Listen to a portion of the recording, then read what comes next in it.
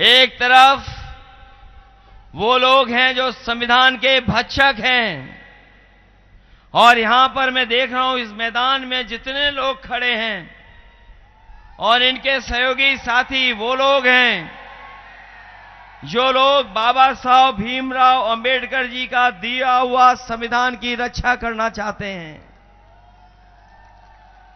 यहां पर जो जन समर्थन है वो इसके लिए भी है कि समाजवादी पार्टी इंडिया गठबंधन जीते और साथ ही साथ हमारा जो संविधान है वो बचे। संविधान बचेगा तो हमारा लोकतंत्र बचेगा, और लोकतंत्र बचेगा तो हमारा आपका एक वोट देने का जो अधिकार है वो बचने का काम। हाल में तो ये सब लोग जान गए हैं कि बीजेपी की हर बात झूठी निकली। इन बीजेपी वालों का हर वादा झूठा निकला। ये वही भारतीय जनता पार्टी के लोग हैं जो 10 साल बाद फिर वोट मांगने आए हैं, जिन्होंने कभी कहा था कि हम किसान की आय दोगुनी कर देंगे, किसान की पैदावार की कीमत देंगे और उन्हें खुशहाल बनाने का काम करेंगे। हमारे किसान भाई हैं और सब गांव से लोग आए हैं। अभी फसल तैयार हुई है।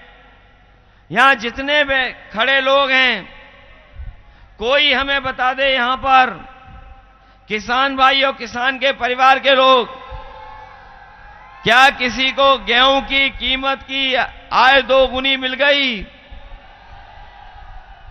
यही बीजेपी के लोगों ने वादा किया था कि आय दोगुनी कर देंगे। न आय दोगुनी की और न सरकार ने कोई ऐसा इंतजाम किया है जहां हमारा किसान जाकर के अपनी फसल की कीमत ले ले। न कीमत दे पा रही है, लेकिन महंगाई कर करके एटा वालों से बहुत पैसा ऐंठा है इन्होंने। इतना पैसा ऐंठ लिया है महंगाई बढ़ा के जिसकी कल्पना नहीं की जा सकती। महंगाई बढ़ गई 10 साल में, हर चीज की कीमत बढ़ा दी। और हमारे किसान भाई जानते होंगे लागत बढ़ाई जा रही है लगातार। यहां के हमारे किसान भाइयों को वो समय भी याद होगा जिस समय किसान आंदोलन दिल्ली में चल रहा था। बहुत सारे किसान भाई समर्थन में गए थे और जो पहुंच नहीं पाए थे वो अपनी जगह रह करके समर्थन कर रहे थे।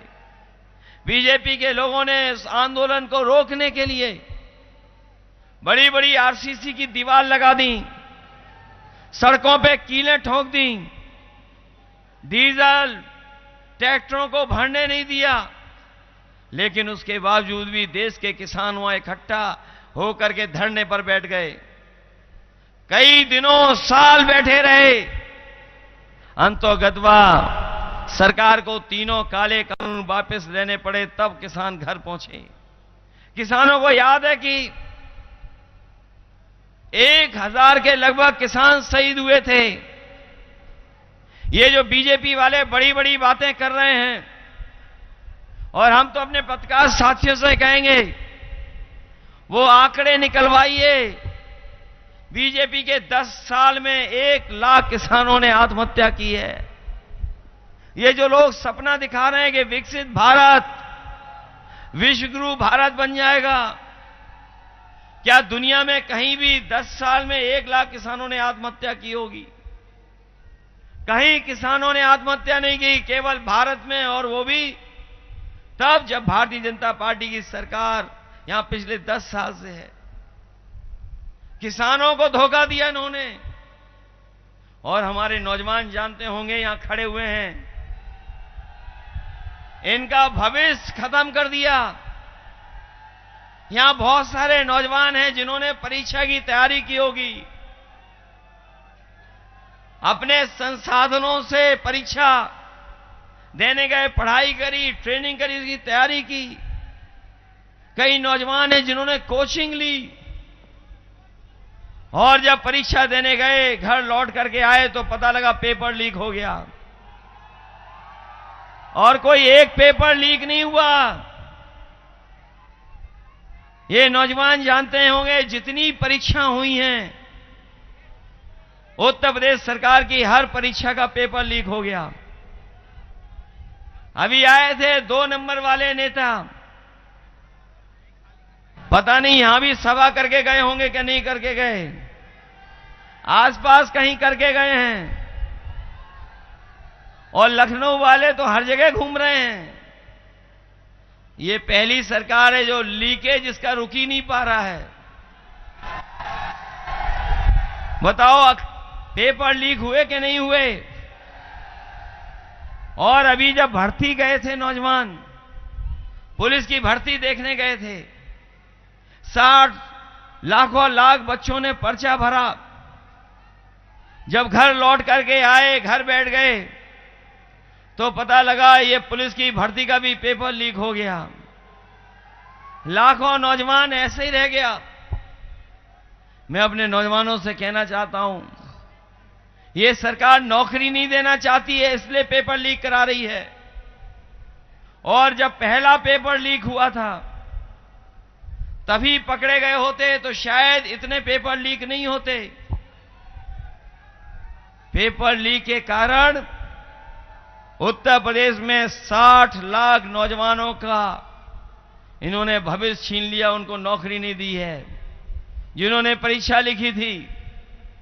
अगर हम 60 लाख ही नाराज हैं सरकार से और उनके परिवार के 2 लोग और जोड़ दें, मां बाप, तो अगर एक परिवार में तीन लोगों का वोट इनके खिलाफ चला गया तो बताओ 60 लाख का गुणा अगर हमने कर दिया 3 से तो 1 करोड़ 80 लाख होता है। और 1 करोड़ 80 लाख का भाग अगर हम 80 लोकसभाओं से दे दें तो हर लोकसभा में 2,25,000 वोट कम हो गया। बताओ कम हो गया कि नहीं हो गया? और जब से देवेश साकी जी प्रत्याशी बन गए तब से बीजेपी वालों को नींद नहीं आ रही है। एटा के बेटों ने इस बार कमाल करके दिखा दिया है कि बीजेपी के होश उड़ा दिए इस बार।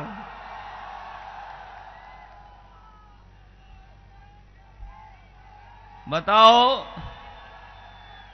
विरोधियों को समझ में नहीं आ रहा है और उनके पास जवाब नहीं है कि नौकरी क्यों नहीं दे रहे। और नौकरी नहीं, हम जानते हैं एटा के और मैनपुरी और आसपास के जिले जो अपने घर के जिले हैं, यहां के नौजवान हमेशा फौज के लिए जाते थे।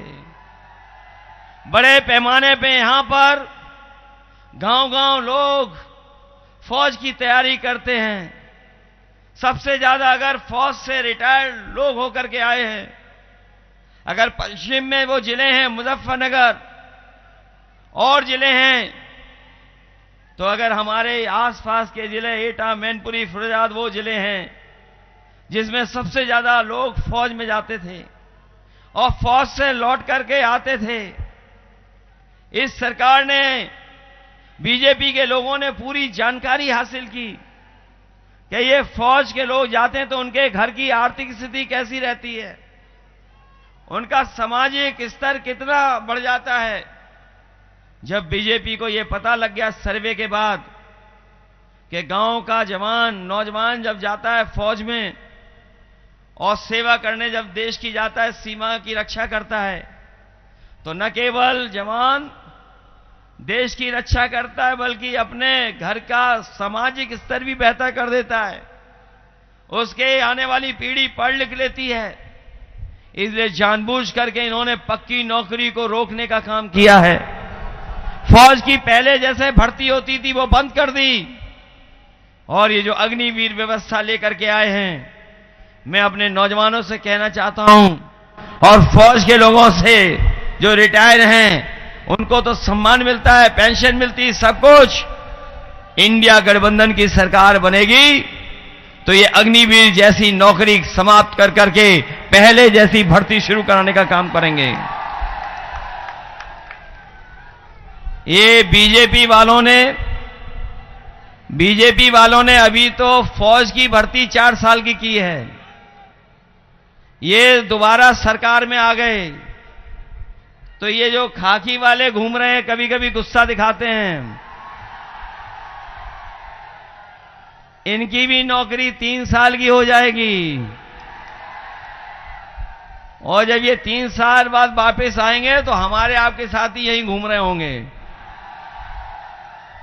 कभी कभी पत्रकार साथी पूछते हैं कि 3 साल की कैसे नौकरी हो जाएगी। मैं उनसे पूछता हूं, ये बताओ पूरे देश को किसी को पता था कि अग्निवीर 4 साल की नौकरी हो जाएगी? बताओ आपको किसी को पता था कि आधी रात नोटबंदी हो जाएगी? किसी को पता था कि जीएसटी लागू कर देंगे? किसी को पता था कि बीजेपी के लोग इलेक्टोरल बॉन्ड से हजारों करोड़ रुपए वसूल लेंगे? तो इसलिए ये भी सावधान रहें। फौज की अगर 4 साल की नौकरी हो जाएगी तो इनकी भी 3 साल की नौकरी बीजेपी वाले कर देंगे। और ये इसलिए कर रहे हैं क्योंकि इन्हें नौकरी न देनी पड़े, आरक्षण न देना पड़े। ये जो लोग कह रहे हैं आजकल,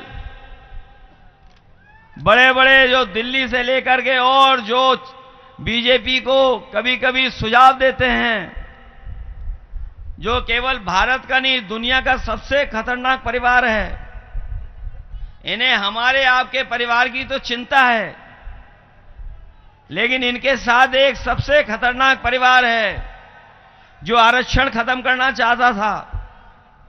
अब वोट चाहिए तो कह रहे कि आरक्षण खत्म नहीं होगा, आरक्षण नहीं खत्म होगा। मैं उनसे पूछना चाहता हूं, ये बताओ अगर भारत सरकार की बड़ी बड़ी कंपनियां बिक जाएंगी और प्राइवेट हाथों में चली जाएंगी तो आरक्षण कहां मिलेगा? ये जो हवाई जहाज वाले विभाग बेच दिया, एयरपोर्ट बेच दिया, जिसमें लाखों लोगों को नौकरी मिलती थी, बताओ वहां क्या आरक्षण लागू होगा? अगर रेल बिक जाएगी तो क्या वहां आरक्षण होगा? अस्पताल में जो आउटसोर्स में नौकरी आ गई, क्या उसमें आरक्षण होगा? और ये अगर भर्ती से लेकर के और जो कर रहे हैं संविदा और आउटसोर्स पे, उसमें क्या आरक्षण होगा? ये न केवल नौकरी खत्म करना चाहते हैं बल्कि आरक्षण भी खत्म करना चाहते हैं। ये इनकी बड़ी साजिश है, लेकिन हम समाजवादी लोग इनको कामयाब नहीं होने देंगे। ये जहां जा रहे हैं, ये बीजेपी वाले जहां जहां जा रहे हैं, हम लोगों की बुराई कर रहे हैं। जहां जाते हैं बुराई करते हैं, लेकिन इस बार हम लोगों ने तय कर लिया है कि इनकी बैंड बाजे से विदाई करेंगे, बहुत ढोल नगाड़े से विदाई करेंगे। ये 14 में आए थे और 24 में चले जाएंगे। इन्होंने बहुत अन्याय किया है, बहुत लोगों को तकलीफ परेशानी पहुंचाई है, झूठे मुकदमे लगे हैं। बताओ यहां झूठे मुकदमे लगे समाजवादियों पे क्या नहीं लगे? न केवल समाजवादियों पे, आम जनता पे भी झूठे मुकदमे लगा दिए। न जाने कितने लाखों की संख्या में हैं जिन पर इस सरकार ने झूठे मुकदमे लगाए। आप सोचिए, दिल्ली के मुख्यमंत्री को जेल भेज दिया, आप आदमी पार्टी के मुख्यमंत्री को। बताओ झूठे मुकदमे लगा करके भेजा कि नहीं भेजा? अगर कोई आरोप है तो आरोप तो किसी पे भी लगा दो, आप आरोप लगा के ही जेल भेज दिया। और आपकी जो पोल खुल गई इलेक्टोरल बॉन्ड से, कोई सोच सकता है? हम और आप लोग भी कभी कभी कुछ कार्यक्रम करते हैं, लोग सहयोग करते हैं, 1000-2000 रुपए का सहयोग कर देते हैं, 5000 रुपए का सहयोग कर देते हैं, 1 लाख का जो संपन्न होता है वो सहयोग कर देता है। लेकिन सोचो बीजेपी के लोगों को कितने रुपए की मदद हो रही है?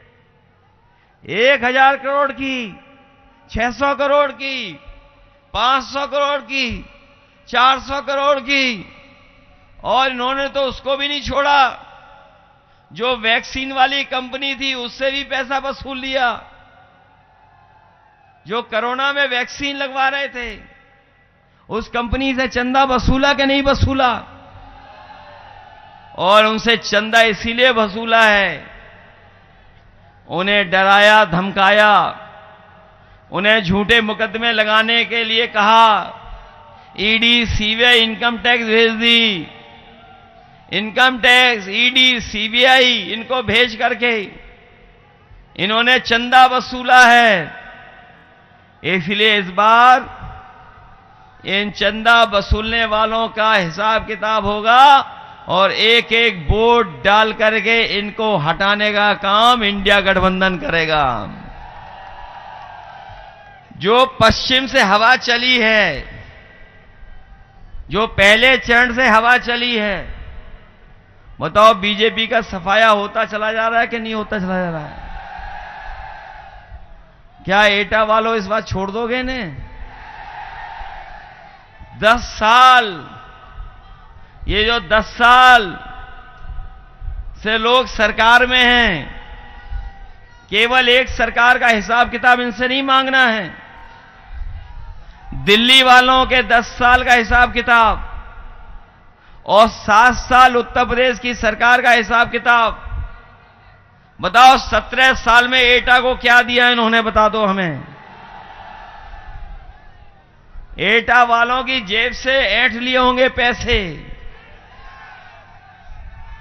बताओ पैसे इन्होंने ऐंठे कि नहीं ऐंठे? जो समाजवादियों ने एम्बुलेंस बनाई थी वो भी खराब कर दी इन्होंने। गांव-गांव गरीबों की मदद करती थी एम्बुलेंस। एम्बुलेंस इसलिए व्यवस्था की थी कि गरीब के परिवार में अगर कोई बीमार हो जाए तो फोन करे, अस्पताल पहुंच करके उसका इलाज हो जाए। इन्होंने न केवल एम्बुलेंस खराब की है बल्कि अस्पताल में किसी गरीब को इलाज नहीं मिल पा रहा है। बताएं ये बीजेपी वाले कहीं एक जिला अस्पताल बनाया हो जहां पर गरीबों को इलाज मिल पा रहा हो? हमारा गरीब अगर बीमार हो जाए तो भागता है बड़े शहरों की तरफ। आगरा में जाकर के लूट होती है उसके साथ, दवाई इलाज सब कुछ महंगा कर दिया। और ये 100 नंबर दी थी पुलिस को, जिसको 112 कर दिया।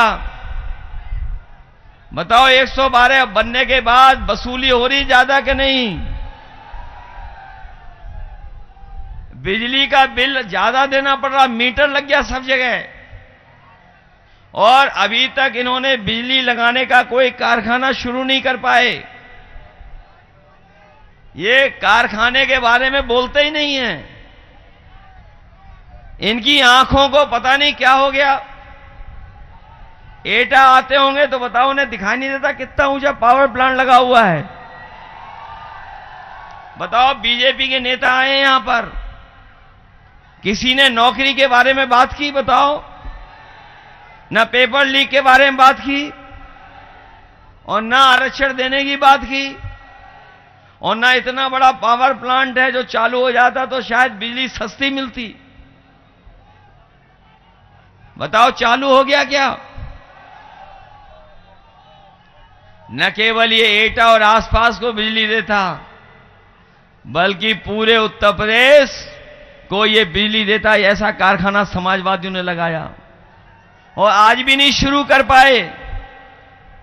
इसलिए सावधान रहोगे इस चुनाव में। मतदान के दिन अपने बूथ की रक्षा करेंगे आप। एटा वालों घबरा मत जाना। ये चुनाव हमारा आपके भविष्य का तो है ही है, आने वाली पीढ़ी के भी भविष्य का है। क्योंकि अगर ये सत्ता में आ गए तो ये संविधान बदल देंगे। जो बाबा साहब भीमराव अम्बेडकर जी ने हमें संविधान दिया है, इस संविधान को बदलना चाहते हैं। आपके हमारे एक वोट के अधिकार को छीनना चाहते हैं। यही संविधान है जो हमें सम्मान दिलाता है। यही संविधान है जो हमें अधिकार दिलाता है। यही संविधान है जो हमारी संजीवनी है। इसलिए लोकतंत्र को बचाने के लिए, आपको संविधान बचाने के लिए एक एक वोट समाजवादी पार्टी के पक्ष में डालने का काम करना, साइकिल चुनाव चिन्ह पे डालने का काम करना।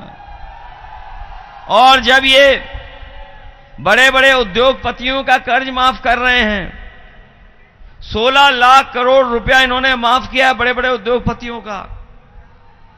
और जब इन्होंने नियम बनाया तो नियम ये बनाया कि 5 करोड़ रुपए से ऊपर जिन्होंने बैंकों से कर्ज लिया उन्हीं का माफ करेंगे। 16 लाख करोड़ रुपए माफ किया इन्होंने। हम अपने किसान भाइयों कह के जा रहे हैं कि आपका पूरा का पूरा कर्ज माफ होगा दिल्ली की सरकार बनने पर। इंडिया गठबंधन पूरे के पूरा किसानों का कर्ज माफ करेंगे। और अपने नौजवानों को जितनी भी नौकरियां खाली हैं, जितनी भी नौकरियां खाली हैं, लाखों लाख नौकरियां, 30 लाख से ज्यादा खाली हैं, उन नौकरियों को भरेंगे। और फौज, पैरामिलिट्री और भर्तियां बड़े पैमाने पर कराई जाएंगी, जिससे हमारे नौजवानों को नौकरी करने का मौका मिल जाए। ये बीजेपी वाले नकलची लोग हैं। जब इन्हें वोट चाहिए था तो राशन दे रहे थे, रिफाइंड तेल दे रहे थे, नमक दे रहे थे और चने की दाल दे रहे थे, चना भी दे रहे थे। सरकार बना ली तो बताओ क्या मिल रहा है अब। इसलिए ये जो राशन दे रहे हैं ये बिल्कुल थर्ड क्लास दे रहे हैं। हम अपने गरीबों को कहना चाहते हैं कि न केवल पौष्टिक बल्कि गुणवत्ता के साथ राशन दिलाने का काम इंडिया गठबंधन और समाजवादी पार्टी करेगी। और जिस तरीके से संपन्न लोग बड़े बड़े शहरों में पैकेज्ड आटा खा रहे हैं, स्वादिष्ट और पौष्टिक, अगर हम लोगों की सरकार बनेगी तो पौष्टिक आटा के साथ साथ आपका डाटा भी फ्री देने का काम होगा। और डाटा इसलिए फ्री देना चाहते हैं कि आज हर जानकारी, आज हर जरूरत की चीज, सरकार से लेकर के और चीजों को सब हम लोग अपने मोबाइल के माध्यम से, इंटरनेट के माध्यम से देख सकते हैं, कर सकते हैं और मदद ले सकते हैं। इसलिए स्वास्थ्य के लिए तो आटा और राशन बेहतर गुणवत्ता के साथ, और अपने लोगों को जोड़ने के लिए, उनकी मदद के लिए डाटा फ्री देने का काम करेंगे। हम लोग जानते हैं न केवल आम लोग असुरक्षित हैं, बल्कि हमारे खेत भी सुरक्षित नहीं बचे। खेत की किसान खुद सुरक्षा कर रहा है। और हम पत्रकार साथियों से कहेंगे, अभी जो बजट आया था उसमें मुख्यमंत्री जी ने एक योजना चलाने के लिए बजट रखा था 50 करोड़।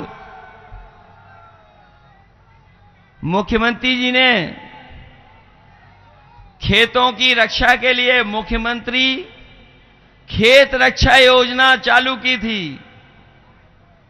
अरे मुख्यमंत्री खेत रक्षा, मुख्यमंत्री से रक्षा नहीं करना है खेत। हम और आप जानते हैं खेत को किससे बचाना है, किससे रक्षा करनी है। तो कम से कम वहां पर उसका नाम तो लिख देते।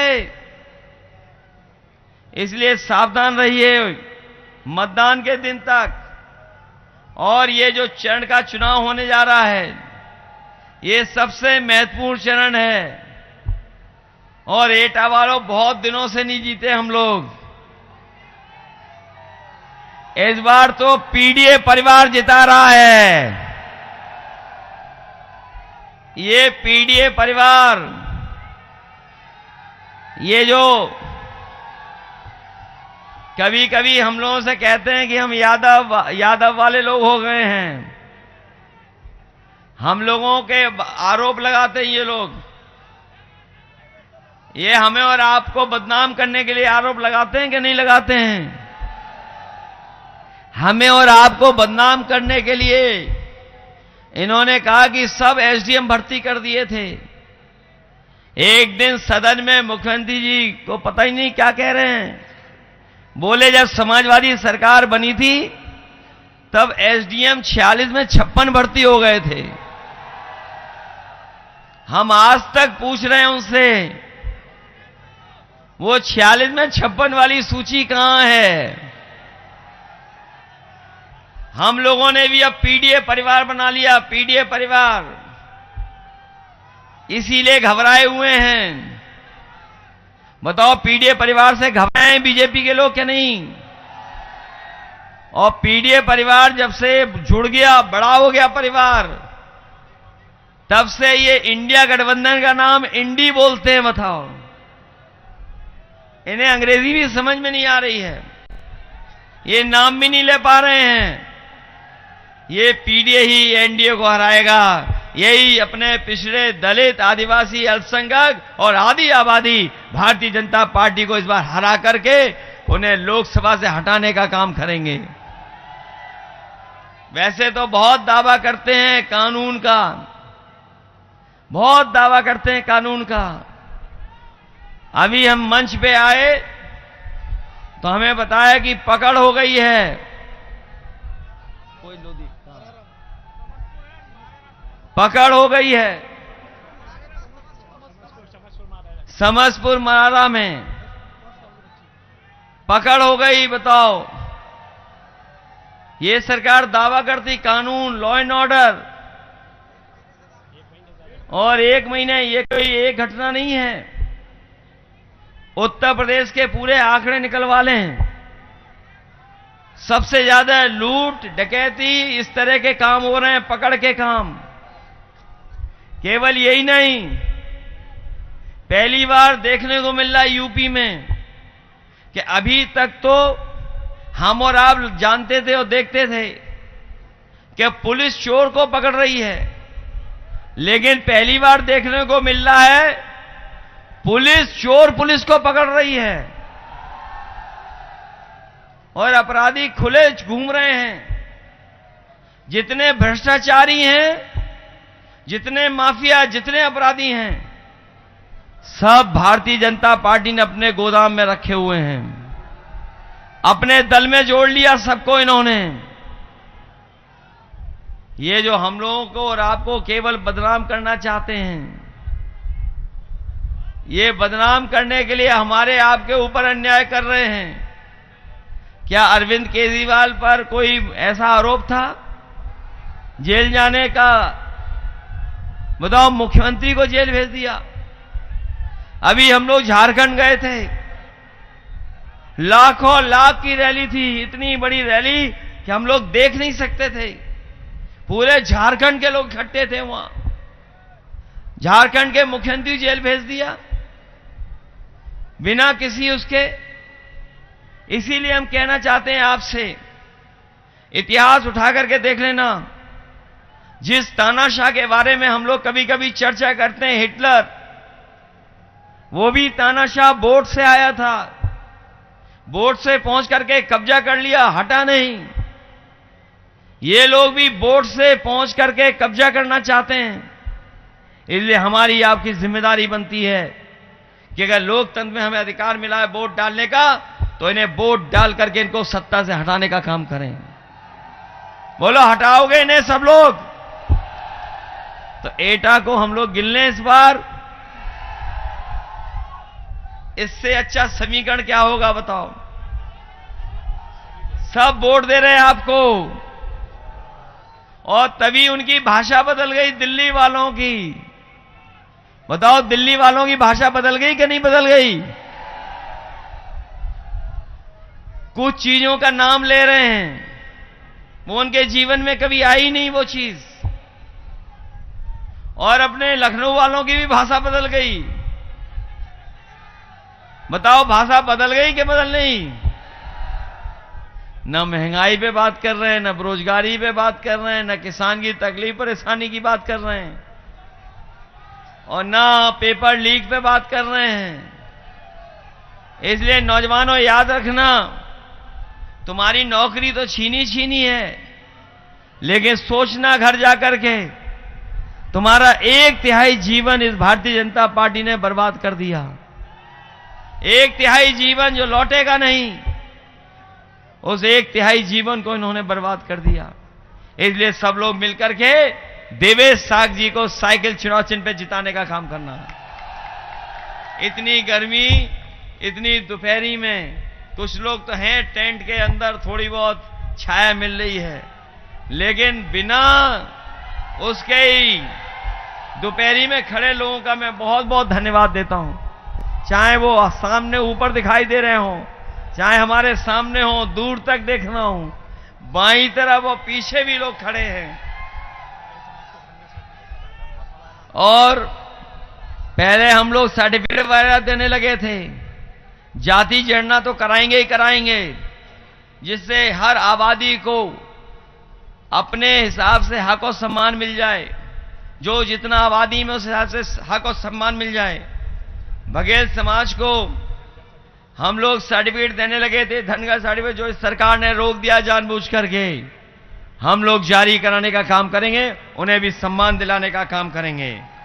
जहां तक हम लोगों का नारा था पुरानी पेंशन बहाल होगी, पहले भी बहाल करना चाहते थे, अग्निवीर खत्म होगी और पुरानी पेंशन बहाल होगी। हमें शिक्षा मित्रों को हम लोगों ने सम्मान दिया था, उन्हें पक्की नौकरी देने का इंतजाम कर रहे थे। शिक्षा मित्रों का इन्होंने जीवन बर्बाद कर दिया, उन्हें भी सम्मान और सरकारी नौकरी की तरह उन्हें नौकरी देने का काम भी समाजवादी सरकार में होगा। किसानों का कर्ज माफ होगा पूरा का पूरा। जब ये उद्योगपतियों का कर्ज माफ कर सकते हैं, तो किसानों का कर्ज माफ क्यों नहीं होगा? एटा कासगंज के लिए लिंक करने के लिए ट्रेन सुविधा, ये तो आने वाले समय में इंडिया गठबंधन की सरकार बनने जा रही है, आपकी लिंक ट्रेन की व्यवस्था भी कराने का काम हम लोग करेंगे।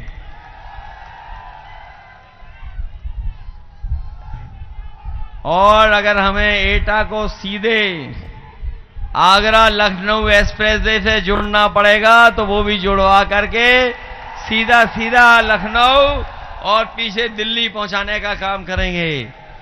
जहां हम एटा आप लोगों से सहयोग मदद मांगने आए हैं, वहीं बगल में भी ख्याल रखना मैनपुरी का। मैनपुरी तो याद है, और इधर सब हम लोग ही लड़ रहे हैं चुनाव। मैनपुरी तो नहीं भूल जाओगे आप लोग। और फरकाबाद में भी लड़ रहे हैं, डॉक्टर नवल किशोर साग के, इसलिए उनकी भी मदद करना, सब लोग मदद कर देना और जिता देना। यही आपसे अपील, यही निवेदन में करना है। बहुत बहुत धन्यवाद आप सबका।